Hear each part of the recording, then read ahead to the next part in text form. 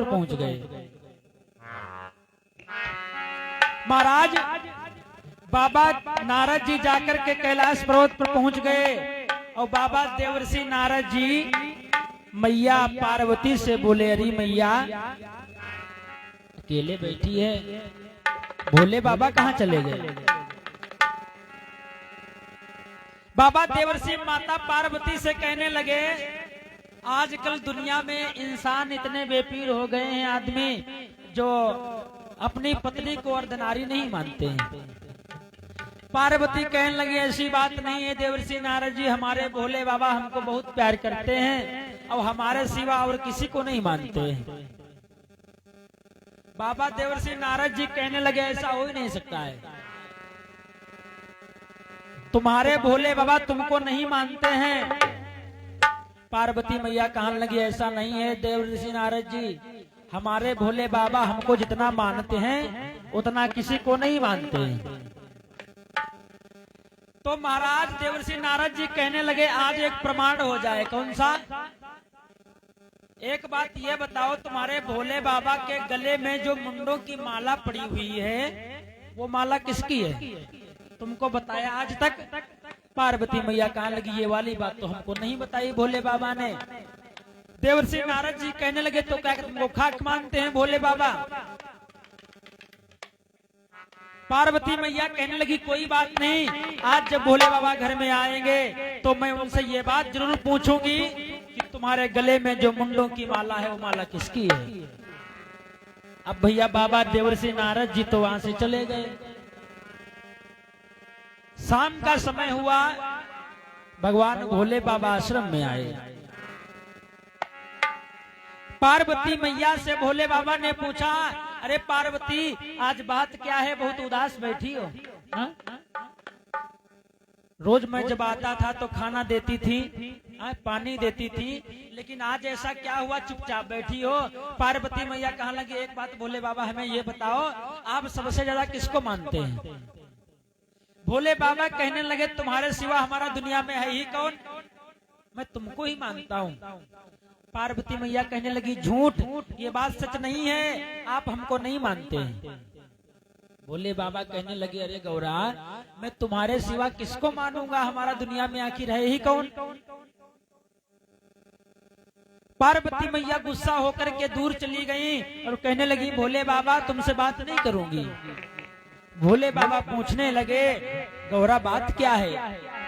अरे भेद दिल का बता, कैसी बनी गई खता प्राण प्यारी, काया कैसे बिगड़ी गई है सारी।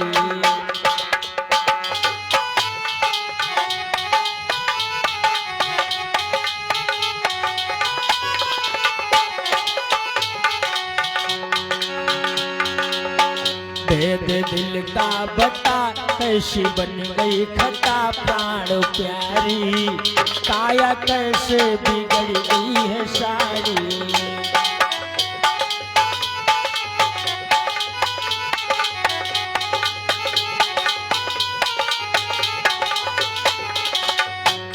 और भोले बाबा बोले, पार्वती कहो किसने दई तुमको गारी, या तो तन में कोई है बीमारी, मुझसे कुछ ना छिपा बात सारी, बता प्राण प्यारी, काया कैसे बिगड़ गई है सारी।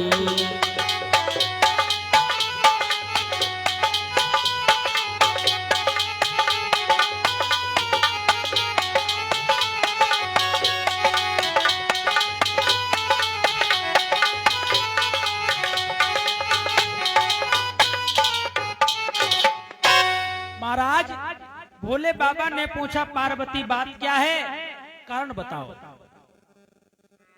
भोले बाबा से पार्वती मैया बोली, भोलेनाथ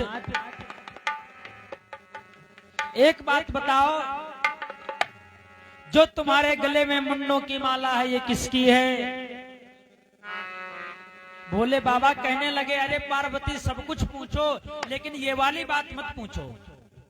हमारे गले में जो मुंडों की माला पड़ी हुई है, अगर ये बात हमने तुमको बता दी तो तुम परेशान हो जाओगी, चिंता में हो जाओगी।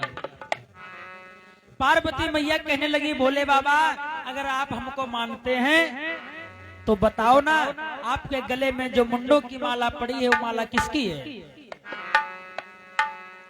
पार्वती जिद ठान गई। भोले बाबा कहने लगे पार्वती हमारे गले में जो मुंडों की माला है वो किसी और की नहीं बल्कि तुम्हारी ही है। जब तुम मर जाती हो मैं तुम्हारे सिर को काट करके माला बना करके पहन लेता हूँ। और जानती हो पार्वती कि जब जब तुम तन तजेऊ भवानी, जब जब तुम तन तजेऊ भवानी और मुंड माला पहिरो सनमानी।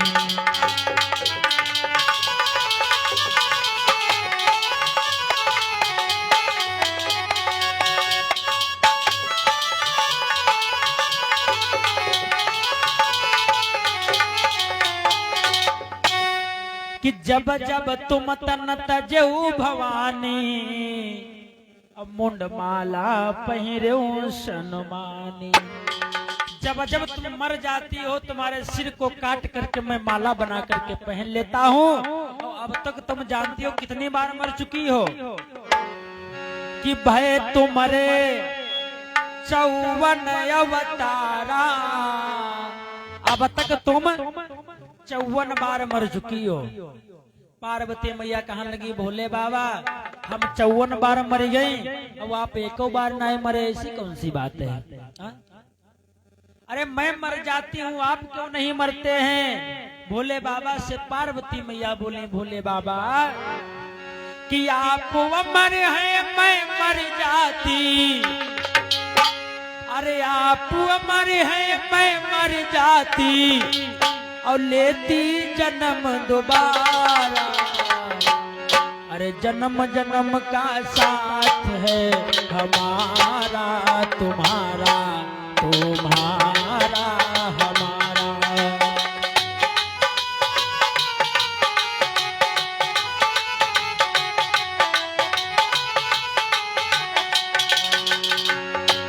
भोले बाबा मैं मर जाती हूँ आप क्यों नहीं मरते हो? आप अमर हैं मैं मर जाती हूँ।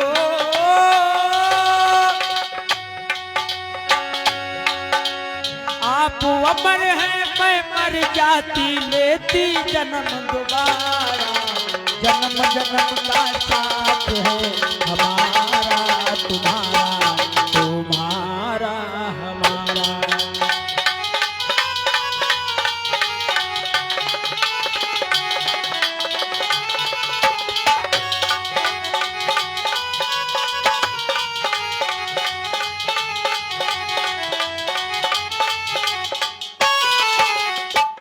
पार्वती मैया पूछने लगी भोले बाबा बताओ आप नहीं मरते हैं मैं मर जाती हूँ, ऐसा कौन सा कारण है? भोले बाबा कहने लगे पार्वती तुम इसलिए मर जाती हो मैंने भगवान की अमर कथा को सुन रखा है इसलिए मैं मरता नहीं हूँ, और तुमने कथा नहीं सुनी है भगवान की इसीलिए तुम मर जाती हो। पार्वती मैया कहने लगी भोले बाबा तो वह वाली कथा हमों को सुनाई देव, हमहू कहीं अमर बनाई देव। जैसे आप नाय मरत तैसे हमहू नाय मरी। पार्वती मैया से भोले बाबा बोले एक बार नहीं 50 बार तुमका हमने कथा सुनाई वो चाहिए, लेकिन जब हम कथा सुनाते हैं तो तुम सो जाती हो। जब जब हम कथा सुनाता हूँ तब तब तुम सो जाती हो और एक बार नहीं। अरे मैं जब जब कथा सुनाऊं प्यारी तुम सो जाती।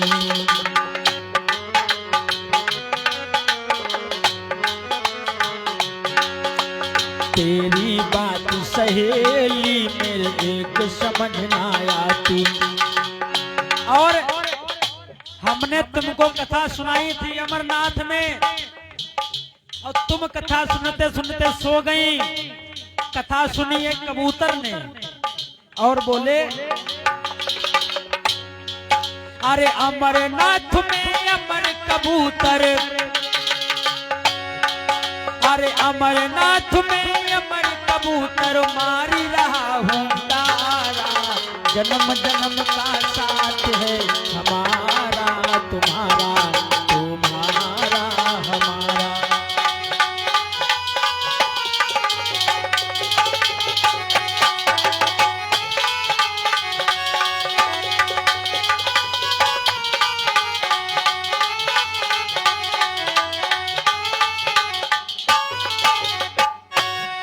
भोले बाबा बोले मैंने तुमको कथा सुनाई चाहिए। कहा? एक बार अमरनाथ में कथा तुमको सुना रहा था और तुम कथा सुनते सुनते सोई गई, और जब तुम कथा सुनते सुनते सो गई, कथा सुनी एक कबूतर ने, और आज भी वो कबूतर अमरनाथ में हुंकारी मारता है। पार्वती मैया कहने लगी अब नहीं सोऊंगी। भोले बाबा बोले तुम फिर से सो जाओगी। अच्छा एक बात बताओ महाराज भोले बाबा, आप अमर हैं तो हमको भी अमर बनाओ। अगर भैया एक दोस्त है, दोस्त के काम ना आए तो भैया बेकार है। और दुनिया में भैया पानी और दूध की दोस्ती जैसी दुनिया में किसी की दोस्ती नहीं भैया। ब्रजेश देखा होगा, जब भैया दूध को माताएं बहनें भैया खोया बनाने के लिए देखे हुए भैया, तो चूल्हे पर जब रखती, और चूल्हे पर जब रखती नीचे से जैसे आग जलाती हैं, पानी दूध को छोड़ करके भाप बन करके उड़ने लगता है। जब पानी भाप बन करके उड़ने लगा, दूध ने उफान मारी, भैया हमें छोड़ करके कहाँ जा रहे हो? दूध उफान मारने लगा तो माताएं क्या करती हैं, हाथ में लेती हैं पानी, फिर जैसे दूध में डालती हैं, दूध फिर बैठ जाता है। पार्वती मैया कहने लगी भोले बाबा आप अमर हैं तो हमको भी अमर बनाइए, अब की बार में हमें कथा सुनाइए, मैं बिल्कुल नहीं सोऊंगी। भोले बाबा कहने लगे तुम सो जाओगी। पार्वती मैया कहने लगी मैं नहीं सोऊंगी। अच्छा ऐसे नहीं, एक शर्त हम लोगों की रही, जब तक मैं कथा सुनाऊंगा और तब तक तुम हुंकारी भरो, और जब तक तुम्हारी हुंकारी बंद तब तक हमारी कथा बंद। अब भैया शर्त ये तय हो गई कि जब तक हुंकारी भरोगी तब तक कथा सुनाऊंगा, और जहां तुम्हारी हुंकारी बंद तहां हमारी कथा बंद। भोले बाबा ने भैया हाथ में डमरू को लिया बीरेश भैया, और इतनी जोर से डमरू को बजाया, अरे लो डमरू हाथ उठाई रे। भोले बाबा ने लो डमरू हाथ उठाई रे, अरे तीनों उसे बजाई रे, अरे ध्वनि सुन के हाय अब डमरू की सब जन गए घबराए रे।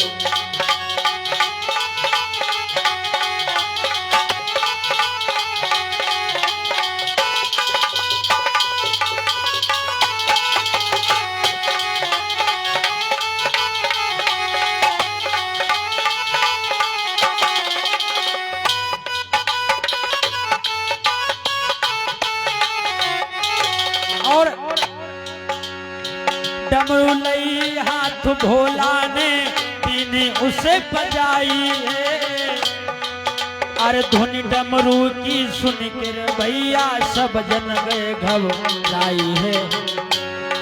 रे शुभम कुमार बतलाई रे, रे शुभम कुमार बतलाई रे, अब सुनियो कथा अंगार रे। अरे ध्वनि डमरू की सुन के भैया सब जन गए घबराए।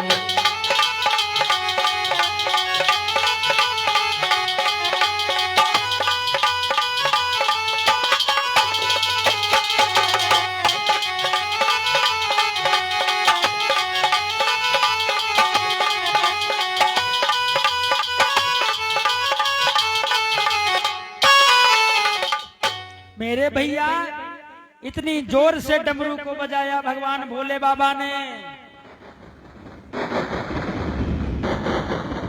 वो डमरू का धुन भैया सुन करके जो जीव रेंग करके जाने वाले थे वीरेश भैया रेंग करके चले गए, डर करके भाग गए।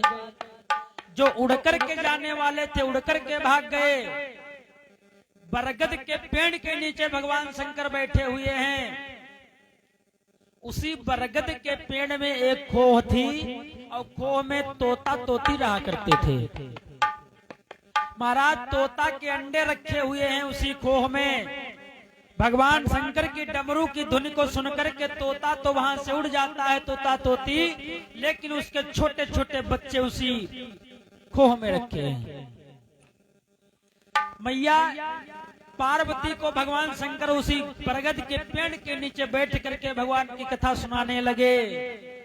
और मैया जब कथा सुना रहे हैं, हुआ क्या मेरे भैया, भगवान शंकर कथा सुनाने लगे। कैसे कि जय जय राम कथा, जय श्री राम कथा, जय जय राम कथा, जय जय राम कथा।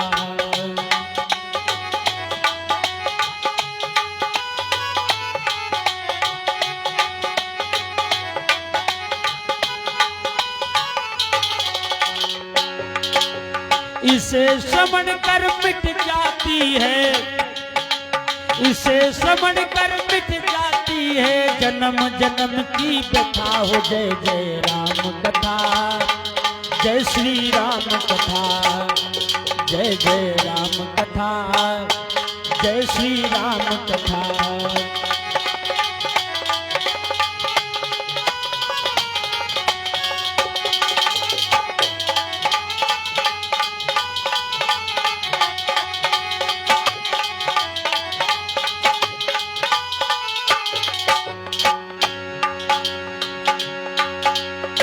राम कथा शश किरण समाना, चंद्र करेंगे ही पाना।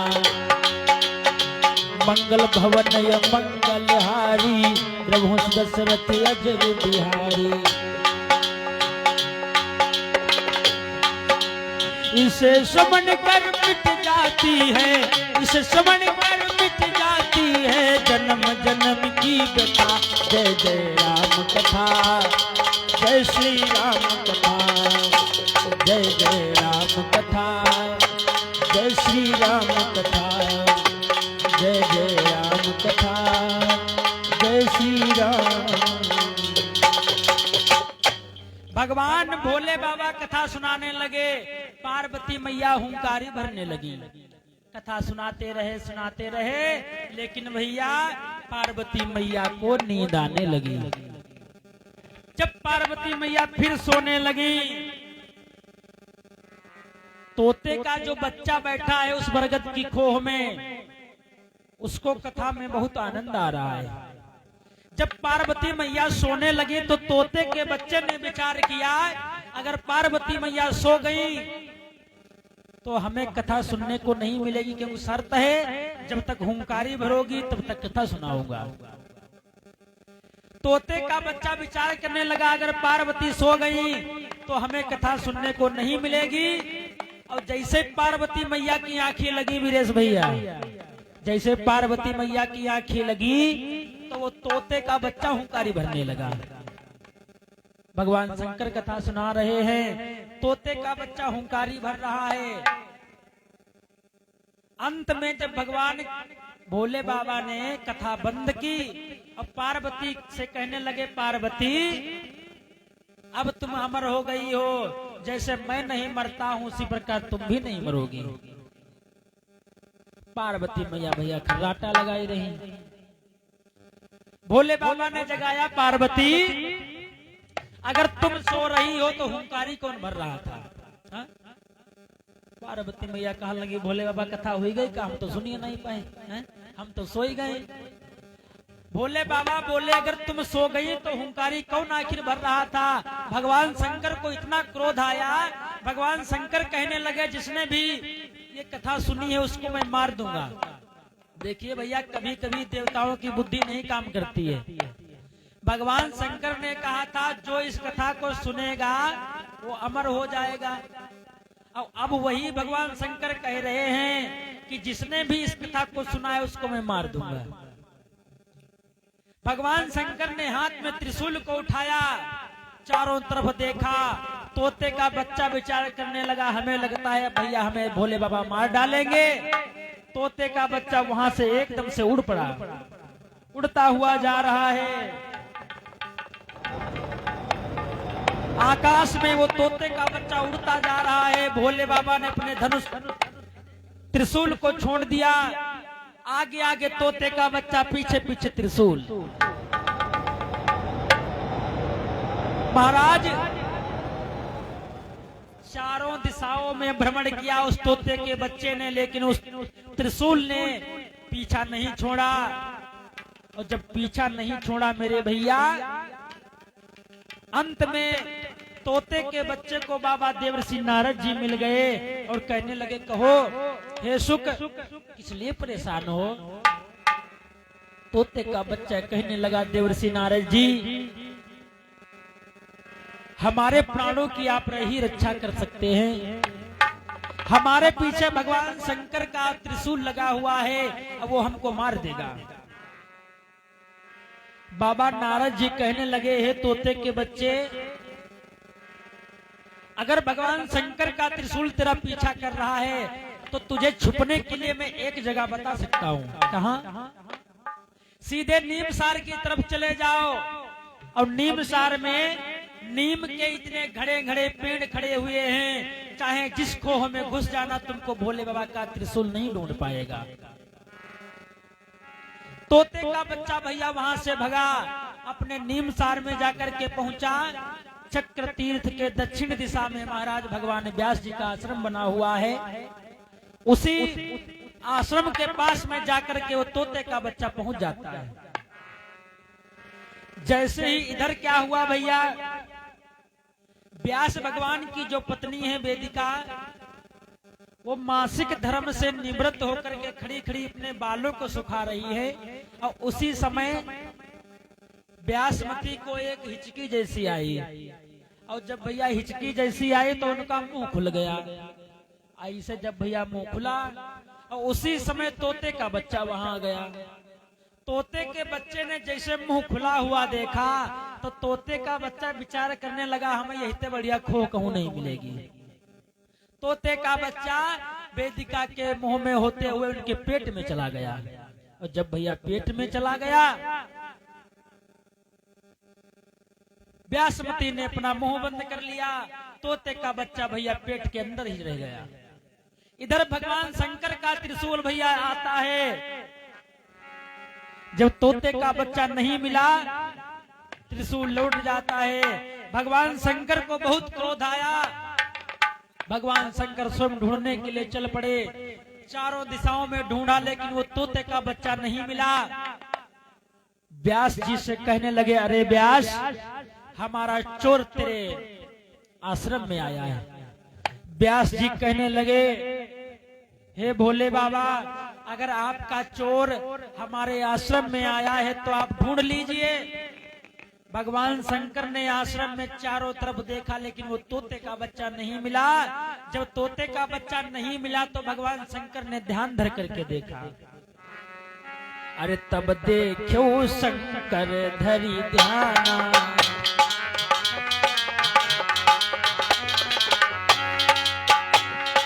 तब देखो शंकर धरी ध्याना, व्यासमती के उदर समाना।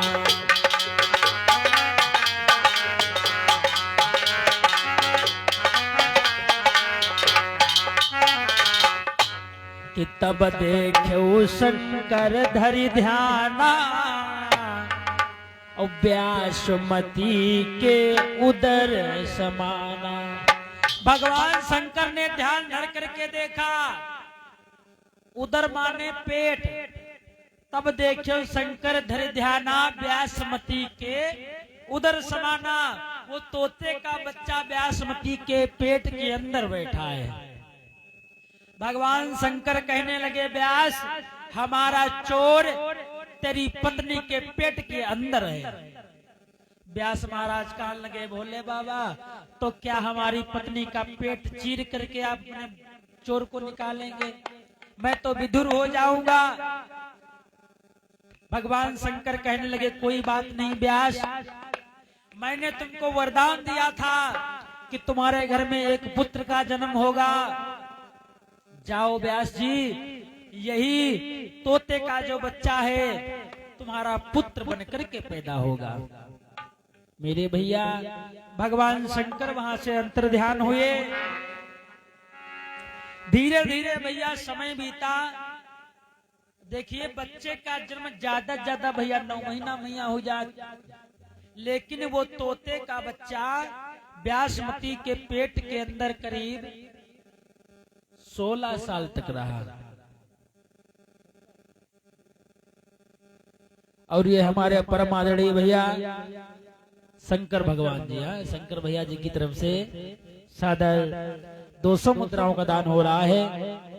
और माता रानी से देवरी बाबा से यही कामना है कि भैया जी के परिवार में सदा सुख शांति समृद्धि बनाए रखें। बोलिए देवरी बाबा महाराज की। मेरे भैया वो तोते का बच्चा जब 16 वर्षों तक व्यासमती के पेट के अंदर रहा, व्यासमती को जब पीड़ा सहन नहीं हुई, भगवान शंकर की आराधना की। हे शंकर भगवान, जो भी मेरे पेट के अंदर हो वो जन्म क्यों नहीं ले रहा है। और जैसे ही उस तोते के बच्चे ने जन्म लिया भैया, जन्म लेते ही मानो 16 साल का लड़का है, नार व्यवहार समेत भाग खड़ा हुआ जैसे पैदा हुआ। व्यास जी पीछे पीछे जा रहे हैं, बेटा रुक जा, बेटा रुक जा, बेटा रुक जा, मैं तेरा बाप हूँ। लेकिन वो भागता हुआ घर से चला गया। वो कहता है हमें दुनिया की माया में नहीं पड़ना है।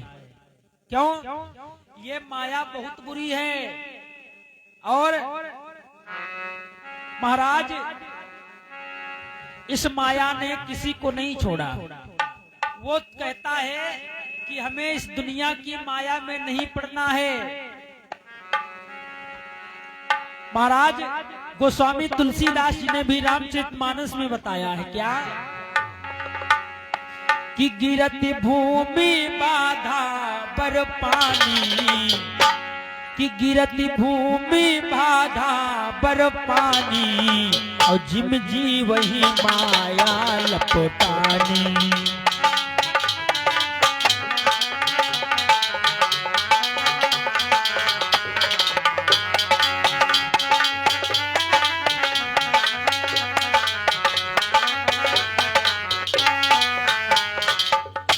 देखा होगा जब ऊपर से जल बरसता है भैया कैसा होता है परिस्थिति है, साफ होती गंदो होती है।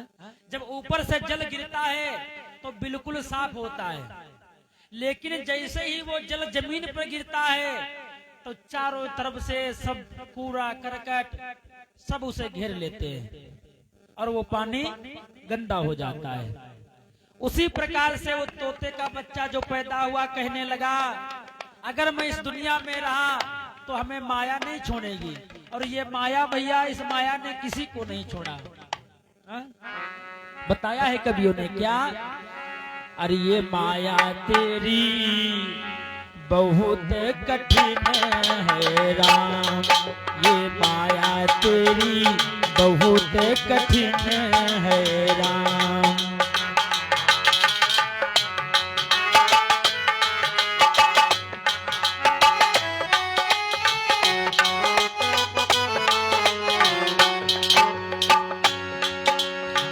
बहुत कठिन है राम, बहुत कठिन है राम, ये माया तेरी बहुत कठिन है राम।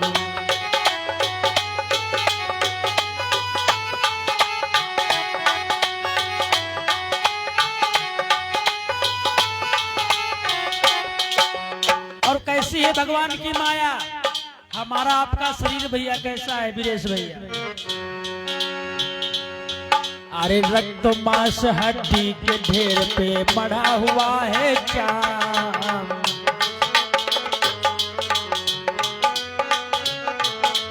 भैया इस शरीर के अंदर खून, रक्त, मांस और हड्डी के ढेर पर ऊपर से चमड़ी है। बाबा कबीरदास जी बताते हैं क्या, अरे रक्त मांस हड्डी के ढेर पे मढ़ा हुआ है चांद। और इसी शरीर को देख करके भैया अरे देख इसी की सुंदरता हो जाती नींद हराम। ये माया तेरी बहुत कठिन है राम।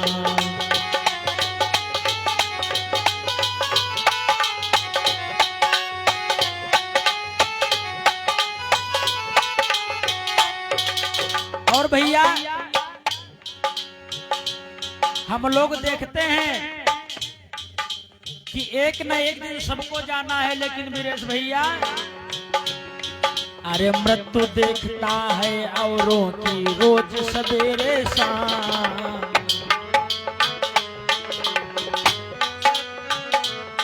अरे मौत देखता है औरों की रोज सवेरे शाम।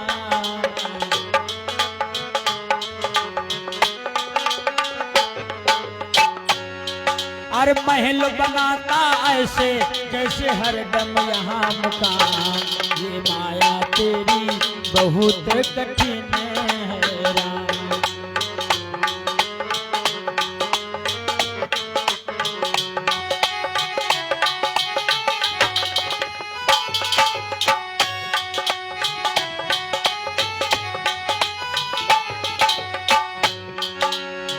बहुत कठिन है राम, बहुत कठिन है राम। ये माया तेरी बहुत कठिन है राम।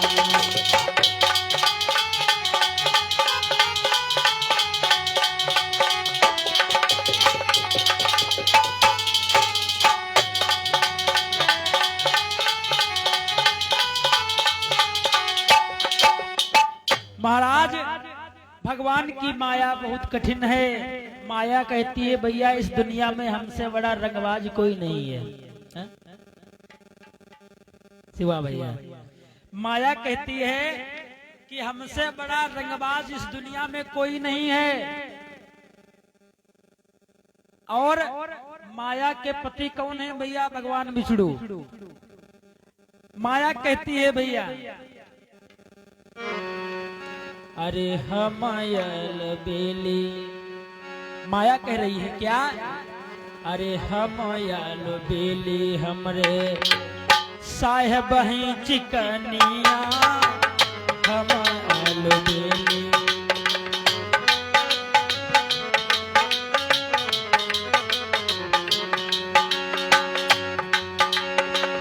हमयल बेली हमरे साहेब ही चिकनिया।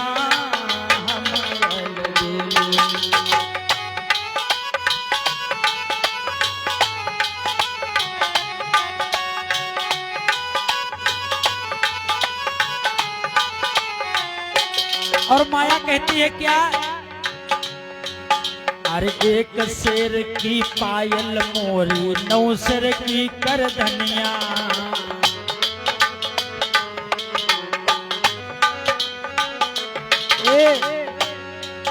अरे एक शेर की पायल मोरी, 9 शेर की करधनिया।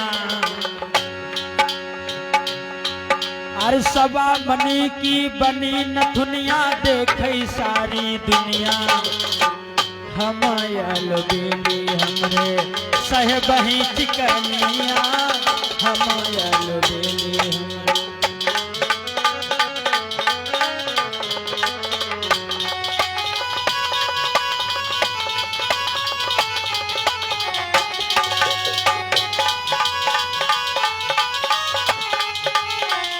और अरे मूड महावर करई नौनिया, पानी भरई मारनिया।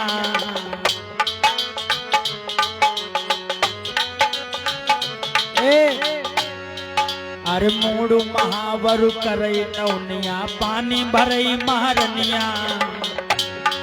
अरे हमयल बेली परी सेज पर है।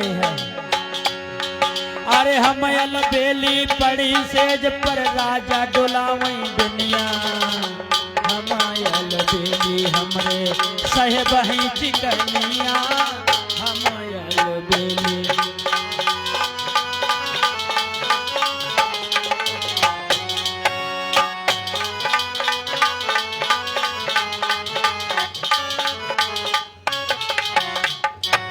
महाराज वो पुत्र कहने लगा हमें इस माया के चक्कर में नहीं पड़ना है।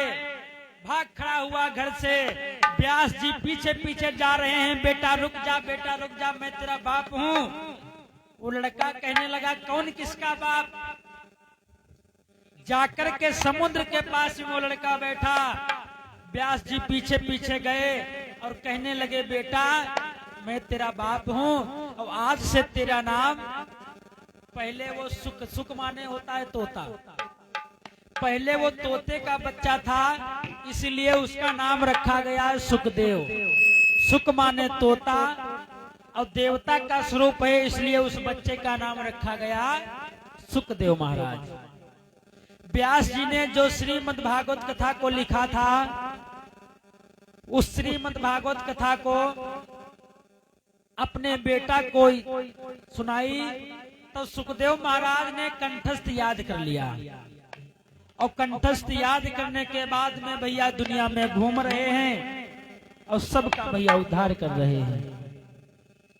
महाराज दुनिया में भ्रमण कर रहे हैं सुखदेव महाराज और दुनिया वालों का उद्धार कर रहे हैं। एक बार भगवान का पावन नाम बोले, उसके बाद आगे की पावन चर्चा।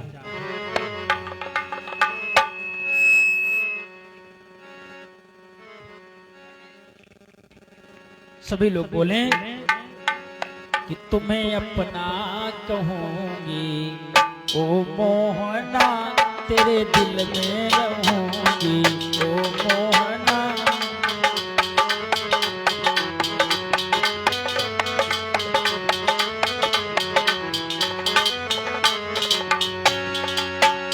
तुम्हें अपना कहूंगी ओ मोहना, तुम्हें अपना कहूंगी, तुम्हें अपना कहूंगी ओ मोहना, तेरे दिल में रहूंगी ओ मोहना।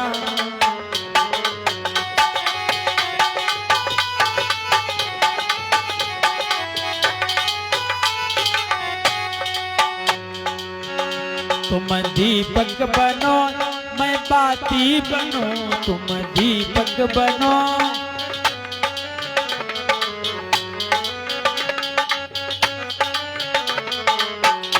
तुम दीपक बनो मैं बाती बनूं, मंदिर में मिलूंगी ओ मोहना, तुम्हें अपना कहूंगी।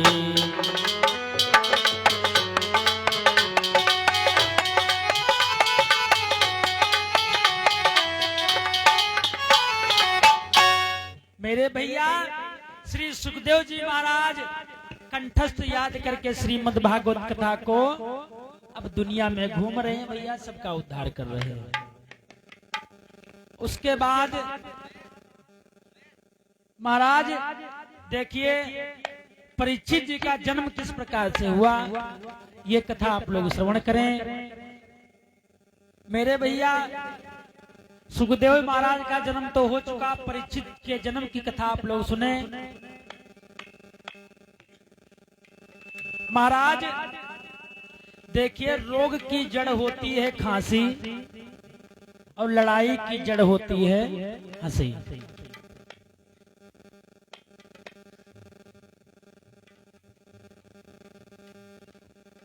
और रुचि बिटिया जी की तरफ से 10 मुद्राओं का दान हुआ। ले बिटिया प्रसाद ले लो।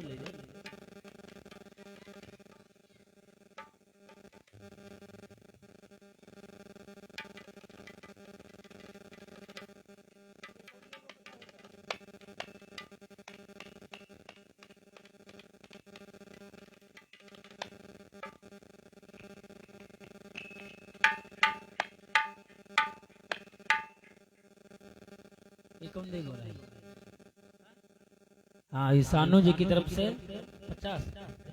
हाँ, ये 50 मुद्राओं का दान हो रहा है। देवरी बाबा से यही कामना है कि खुशियों से भंडार भरते रहें, सद्बुद्धि विद्या प्रदान करें। और बिटिया जी की तरफ से भाई 10 मुद्राओं का दान हो रहा है। मेरे भैया देखिए, लड़ाई की जड़ होती है हंसी और रोग की जड़ है खांसी। अगर मेरे भैया द्रौपदी दुर्योधन को देख करके हंसी ना होती, वीरेश भैया, अगर द्रौपदी दुर्योधन को देख करके हंसी ना होती तो इतना बड़ा महाभारत हो गया मेरे भैया, महाभारत नहीं होता। और प्रेम भैया बाघा डाना से 20 मुद्राओं का दान हो रहा है।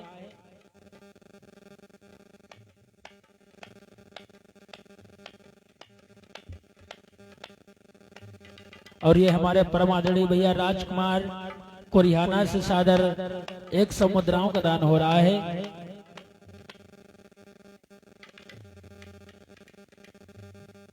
अभिनेश भैया कोरिहाना से ये सादर 21 मुद्राओं का दान हो रहा है।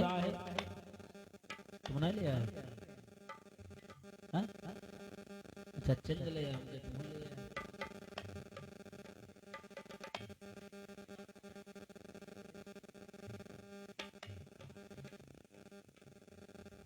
और ये हमारे परम आदरणीय मायाराम बसेन से सादर 51 मुद्राओं का दान कर रहे हैं। देवरी बाबा से यही कामना है कि भैया के गृह परिवार में सदा सुख शांति समृद्धि बनाए रखें, खुशियों से भंडार भरते रहें। भैया बजेश प्रसाद ले आए। महाराज, अगर द्रौपदी दुर्योधन को देख करके ना हंसी होती तो ये महाभारत नहीं होता।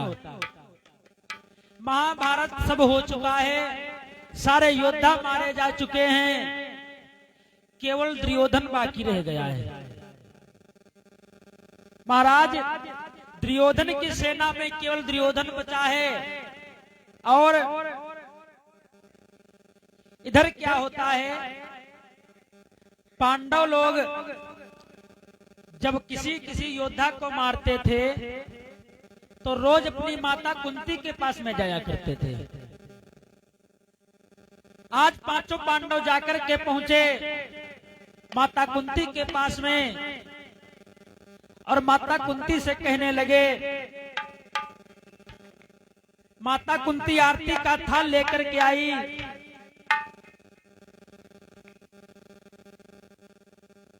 और माता कुंती पूछने लगी, कहो बेटा, दुर्योधन को किसने मारा?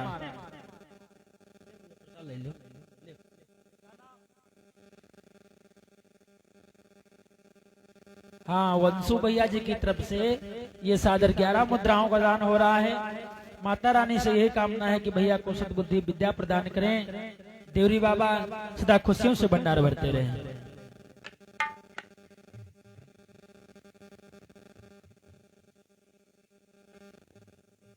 और किरण रानी खेड़ा से 21 मुद्राओं का दान हो रहा है। माता रानी से यही कामना है कि सद्बुद्धि विद्या प्रदान करें। मेरे भैया,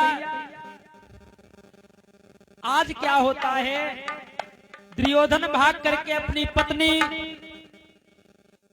भानुमति के पास में जाकर के पहुंचा। भानुमति कहने लगे, अरे अभागे, अब तो चेत जा। और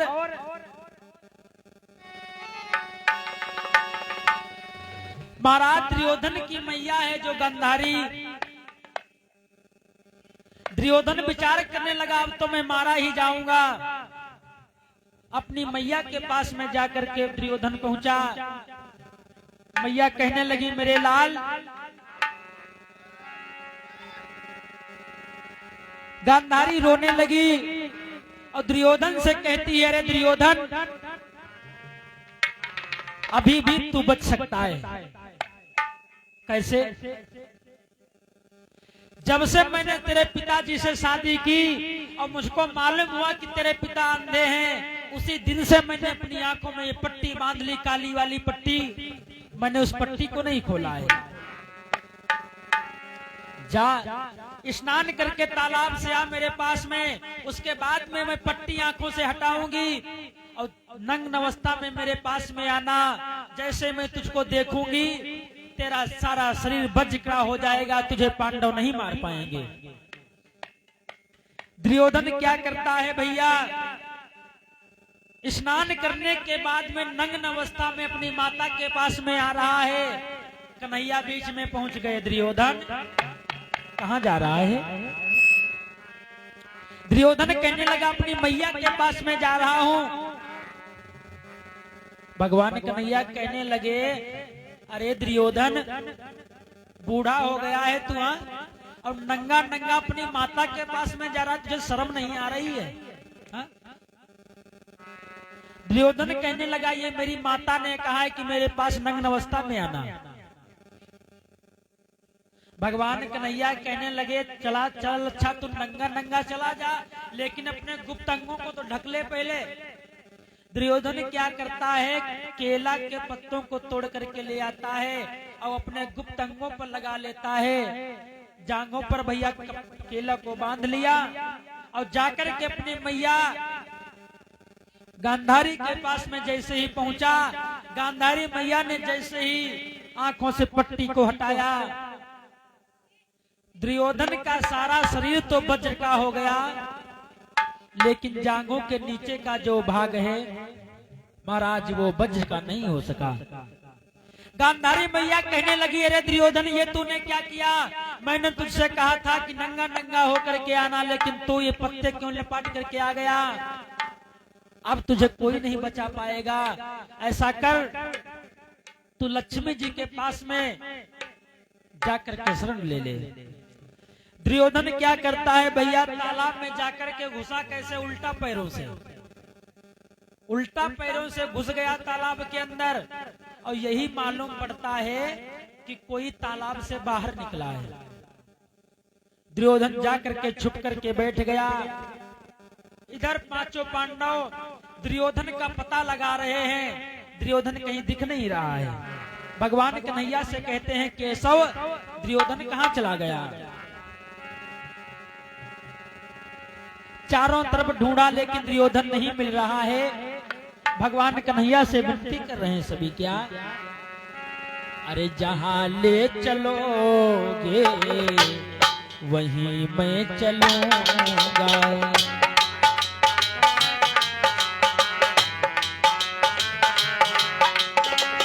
जहां ले चलोगे वहीं मैं चलूंगा, जहां नाथ रख दोगे, जहां नाथ रख दोगे वहीं मैं रहूंगा, जहां ले चलोगे वहीं मैं चलूंगा।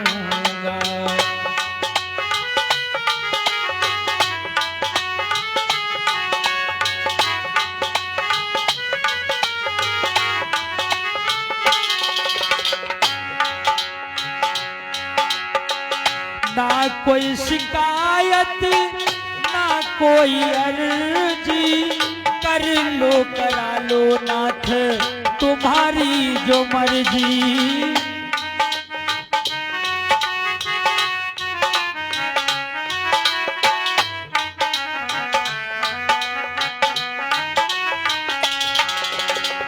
ना कोई शिकायत ना कोई अर्जी, कर लो करा लो नाथ तुम्हारी जो मर्जी, देना जो होगा प्रभु, देना जो होगा प्रभु तुम्हीं से कहूँगा, जहाँ नाथ रख दोगे वहीं मैं रहूँगा।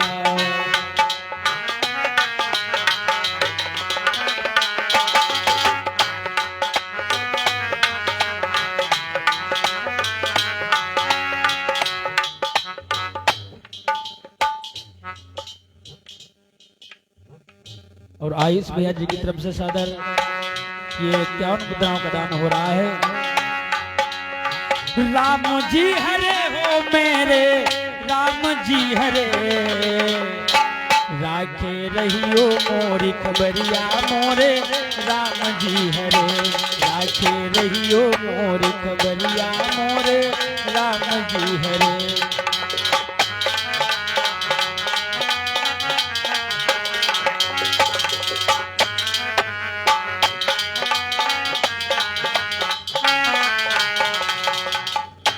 आज पांचों पांडव दुर्योधन को ढूंढने लगे।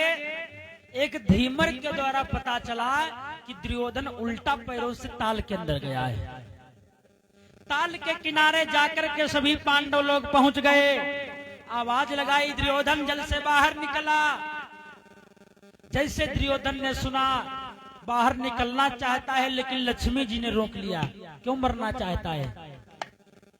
जब दुर्योधन जल से बाहर नहीं निकला, भीमसेन ने फिर आवाज लगाई, अरे दुर्योधन क्यों कायरों की भांति अंदर बैठा हुआ है, जल से बाहर निकल।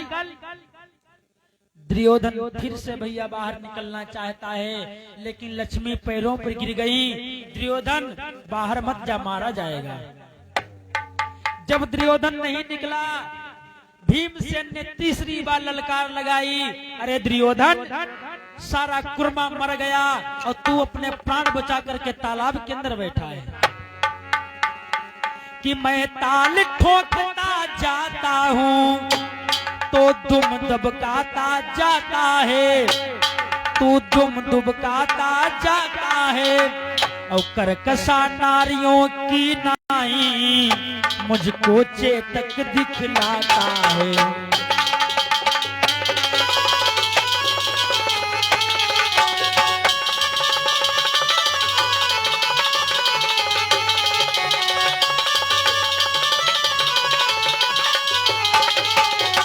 अरे दुर्योधन मैं तुझको बुला रहा हूँ, तू जल के अंदर बैठा है, कायर हो गया है क्या? अरे तेरे पीछे पूरा खानदान मारा गया, और अगर तू जल से बाहर नहीं निकला दुर्योधन, तो जानता है कि मरी हूँ गदा फाटी जल जई है, कि मरी हूँ गदा फाटी जल जई है, और पकड़ी केस बाहर लई।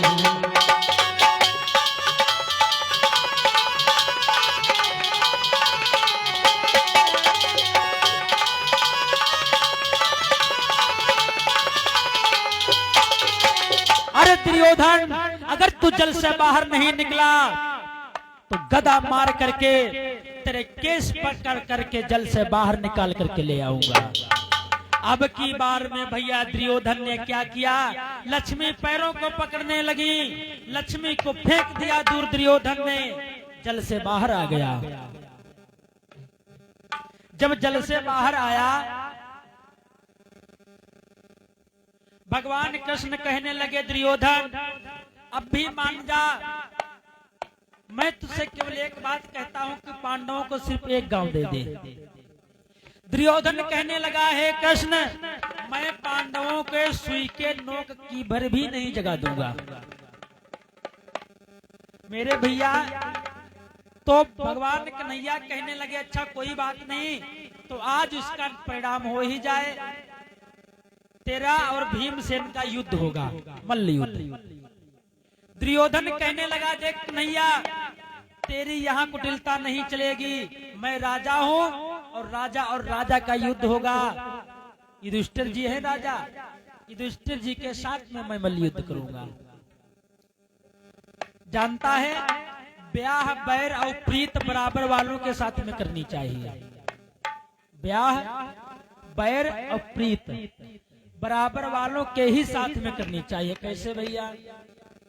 ब्याह होता है अगर भैया बराबर वाले के साथ हम ना करे, सिवा भैया लड़का भैया आबास आना यहाँ और लौड़िया भैया लखनऊ से बारात कर ले आए। एक गांव मैया बाबा जी, लड़का भैया कच्चा एक मैया चार दाम ले फेल, और उसकी शादी हो गई भैया गोमती नगर लखनऊ से। अच्छा देहात की लड़की भैया जब वो लड़का मारो करे तो बेचारी देहात की लड़की से दसाई रोई नहीं पावे है। पड़ोसी ने कहा बतावा ये डेट मुझे बहुत मारता है, मुझे बहुत परेशान करता है, बेचारी रोई नहीं पावे। एक दिन की बात भैया, पड़ोसी ने कहा लगी देखो तुमका एक हम युक्ति बताई दे, तुम्हारी मारो बच रही है और सब कुछ काम हो जाए तुम्हारो। कहीं देखो बहन, ऐसो करो, देखे हुई रोड के किनारे किनारे सफेद सफेद दुबिया खड़ी होती है, वह दुबिया उखाड़ के ले आओ और अपने घर में बीचों बीच अंगना में यहाँ गाड़ी दो और रोज सुबह 5 अगरबत्ती लगाओ और देवी कहो मैंने देवी मैया करो भजन करो, कहो मैंने देवी मैया प्रसन्न करो, दिनों भर देवी मैया को भजन करो बैठ के रे आए। और जब देवी मैया देहाती करो आदमी, देवी देवतन के यहाँ बहुत मान है, तुम्हारी मारा बच रही है और मार के साथ में यहाँ तुम दिन भर चाहे रोटी बनाओ या ना बनाओ, बनी बनी तुमका रोटी मिली है। अब भैया उनने क्या करो ने, दुबिया उखाड़ ले आए भैया शिवा, दुबिया उखाड़ के रे बीचों बीच अंगने में यहाँ गाड़ दे सुबेरे, अब नहाई धे के रे भोरारे 6 बजे लगा के अगरबत्ती बैठी है सामने हुए के। अब गाना कौन गावे बिरेश, अरे मैं पूजौरी शंखुरिया, अरे मैं पूजौरी शंखुरिया, चंसा सुमरई नंदिया।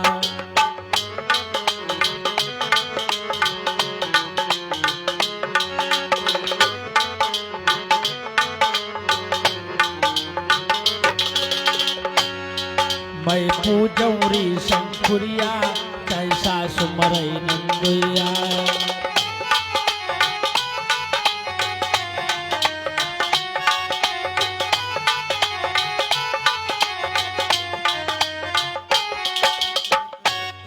देवी करो गीत गावन लगी, कहन लगी मैं पूजौरी शंखुरिया और चाहे सास मरे चाहे नंदुइया।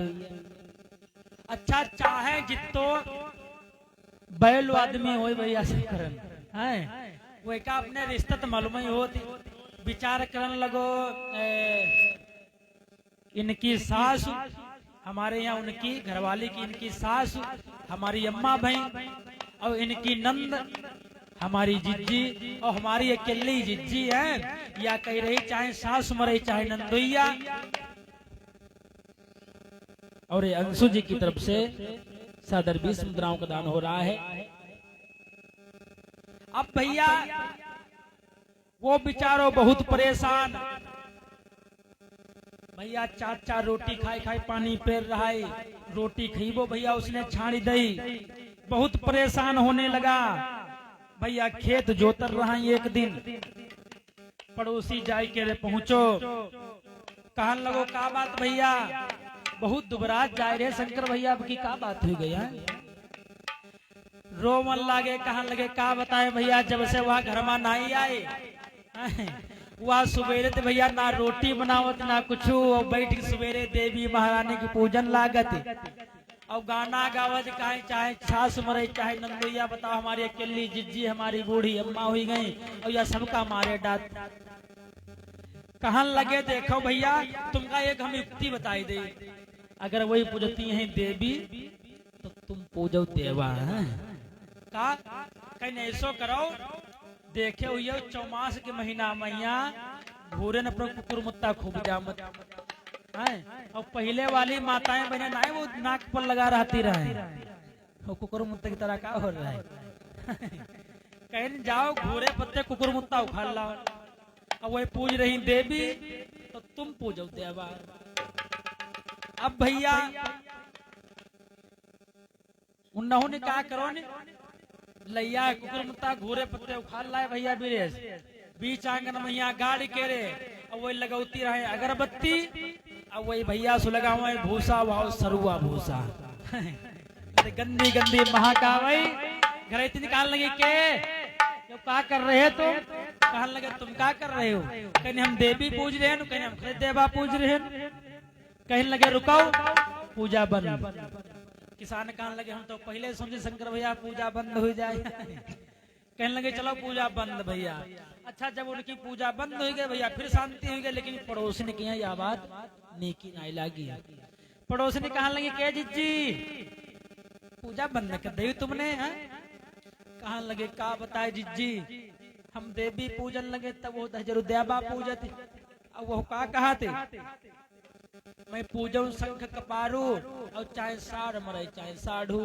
बताओ हमारो अकेले भैया और हमारे अकेले जीजा ये सब का वो हमारे डांट। कहाँ लगो जाओ भाई, पड़ोसी ने कहा लगी जाओ जीजी तुमने बेइज्जती करवाई दी हो, तुमने तो कतई नाके कटवाई दी। कहना बिटिया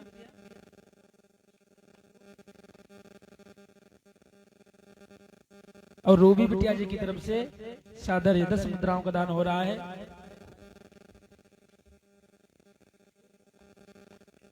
और अनामिका बिटिया जी की तरफ से 20 मुद्राओं का दान हो रहा है।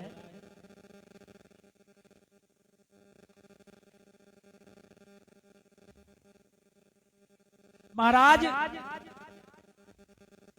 पड़ोसी ने कहने लगी तुमने तो हमारे कतई ना कहीं कटवाई दई, ऐसो करो अपने आदमी के बेइज्जती कर दे। वो कहीं जी कैसे, कहीं बेइज्जती ऐसे कर दो, इनकी मुछ मुड़वाई दो, इनको टकला करवाए के गांव के 5 राउंड लगवा के इनकी बेइज्जती करवाओ। अब भैया उनने बंद कर लेने के मारा अपने बेचारे वो हाथ जोत के आओ, कहीं लोगों के मार खोलो। कहने लगी नाई हम किमार नाई खुली, वो हम पर भूत चुड़ैल आई गई। कहने लगे कैसे जाइए, कहीं देखो पंडित जी ने बताई रहा है कि तुम्हारे घर वाले अपनी मुच्छे घुटवाई डाल रहे हैं, अपना टकला करवाए डाल रहे हैं, और पान के रो बीरा रख के रे खपड़ी पर गांव के रे 5 राउंड मारे। तब यो हमारे शंका बयारी है जन बच जाइए। बेचारो देहात के रोदमी कुछ मालूम ढालूम हतो नहीं, तो वो भैया गौ नाव महाराज तीर कहा लोगो भैया हमारी मुच्छे बनाई दो, हमारो टकला कर दो, और वैसो करो भैया लाग शंका की बात नहीं बनाई हमारी तुम वही दो। अब भैया बनवाए केरे से मुंडा आओ गांव के रे भैया रखे अपने टकला पर भैया वो पान के रो बीरा और 5 राउंड गांव के रे मारे से फिर पहुंचो जाए। जैसे उनकी घरैती मेरे देखो ने कहनी हाँ बकी ठीक है, हमने बेइज्जती बकी ने की कर दे हैं, और के मारा धीरे में थोरो खोल के टुहकारी मारी निकाल। अरे मैंने अपनी टेक निभाई और साजन की मोछ मुड़ाई।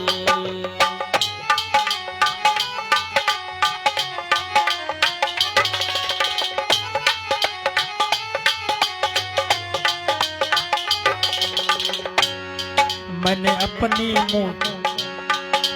अपनी टेक निभाई साजन की मोछ मुड़ाई।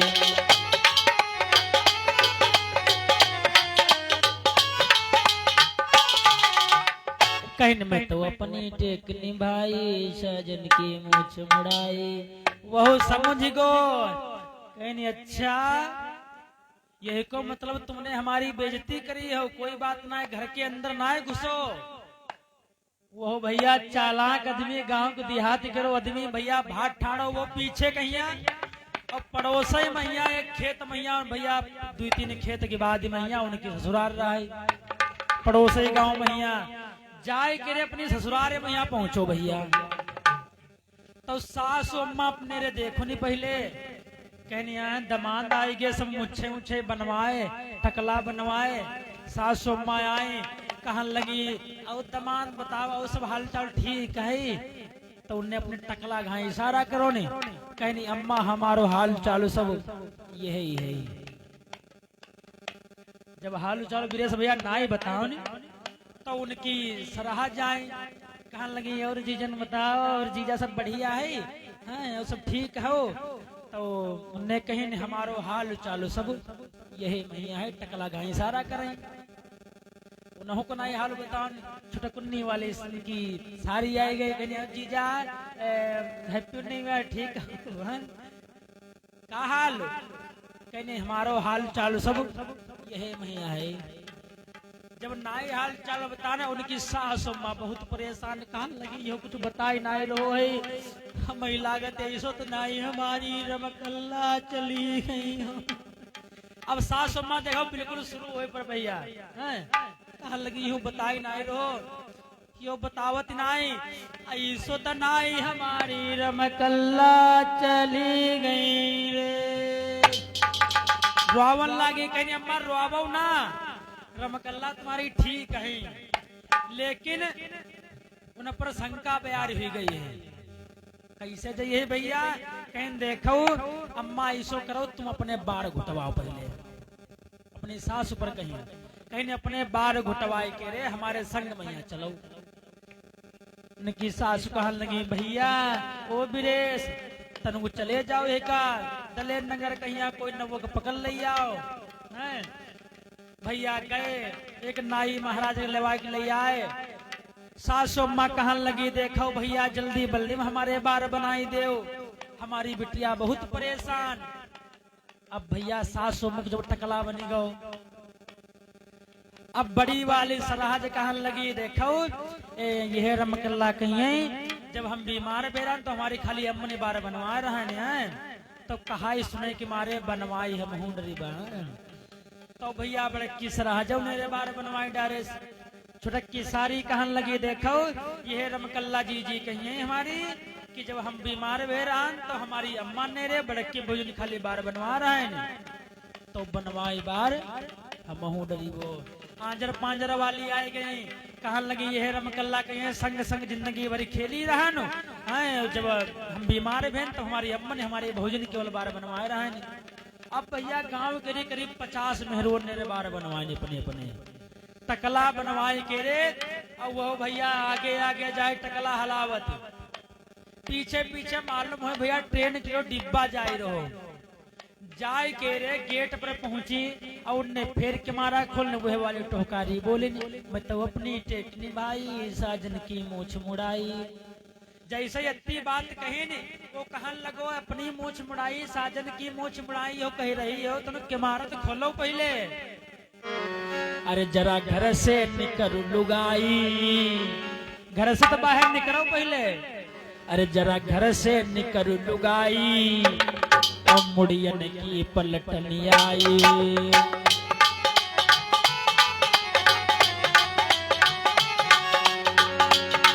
जरा घर से निकल लुगाई मुड़ियन की पलटनी आई।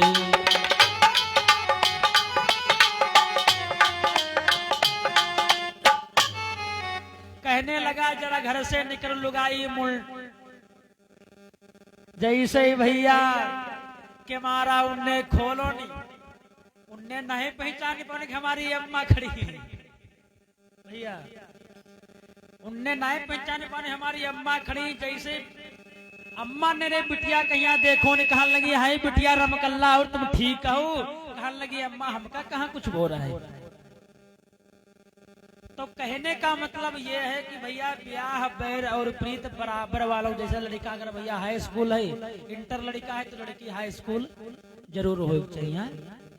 और भैया जैसे भैंसा बधिया करो जोड़, यह साइकिल है, साइकिल में एक भैया साइकिल करो हो और एक भैया भैया को ट्रैक्टर करो लगाई दो का काम करिए नहीं भैया करिए। भैंसा बधिया करो भैया हर मिलाओ, भैंसा पानी के अंदर खिंची है और बैल सूखे की तरफ।